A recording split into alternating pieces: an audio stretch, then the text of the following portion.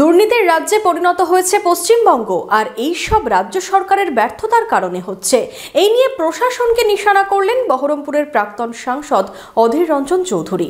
বহরমপুরের সাংবাদিক বৈঠকে এই নিয়ে আর কি বললেন তিনি, শুনুন।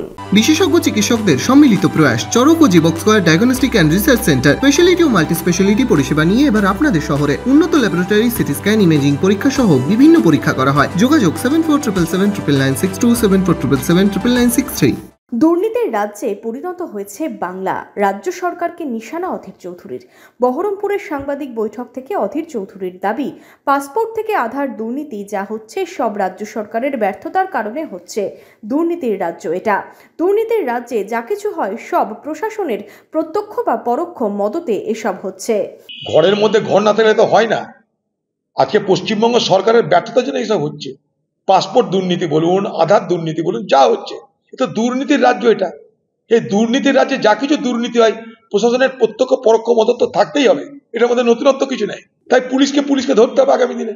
পুলিশ ছাড়া কোনো অপরাধ তো হচ্ছে না বাংলায়।